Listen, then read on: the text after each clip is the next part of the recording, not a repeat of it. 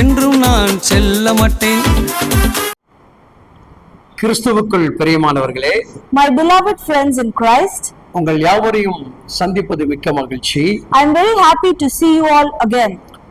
இன்றைக்கு அநேக தேவ பிள்ளைகளுடைய வாழ்க்கையில் Today, many God's children in life, நமக்கு உதவி செய்ய யாராவது உண்டா என்று எதிர்பார்த்து காத்திருக்கிறோம்.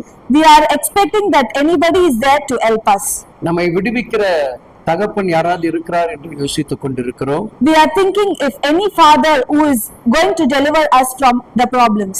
இன்றைக்கு தேவன் உங்களை விடுவிக்க அவர் வல்லமையுள்ளவராக இருக்கிறார். Today, God is going to deliver you. கூப்பிடுகிற உன் சத்தத்திற்கு அவர் செவி கொடுக்கிற தேவனாக இருக்கிறார். He is the Lord who hears your prayer. சங்கீதம் 72:12 இவ்விதமாக சொல்கிறது. Psalm chapter 72 verse 12 says,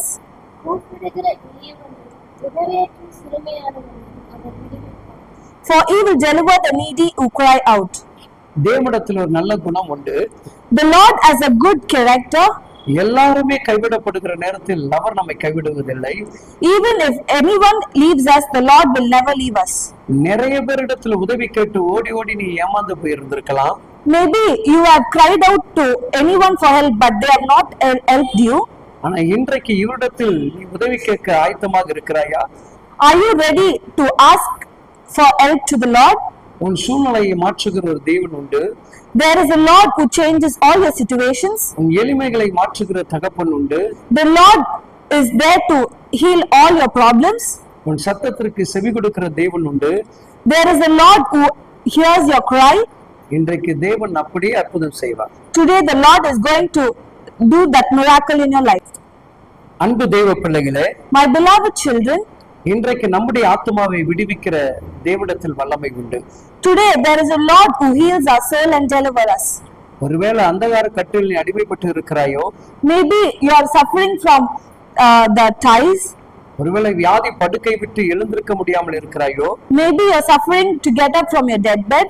இன்றைக்கு பரிசுத்த ஆவியானவர் உனக்கு உதவி செய்ய வல்லவராக இருக்கிறார். Today the Holy Spirit is there to help you.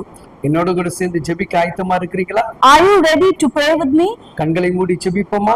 Let us close our eyes and pray.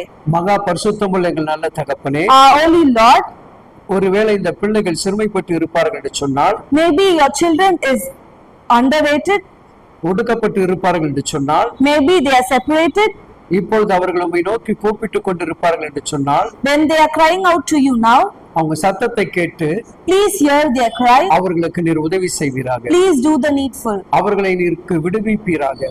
Please deliver us them, Lord. அவர்களை நீங்கள் விடுவித்து காத்துக் கொள்வீர்களாக. Please deliver and protect them, Lord. அவர்களுக்கு நிச்சயமாக நீங்க உதவி செய்வீர்களாக. For sure you are going to do help, and அப்படியே தகப்பன் செய்து கொடுக்க போகிற கிருபைக்காக ஸ்தோத்திரம். thank you for doing that very thing. Amen. Amen.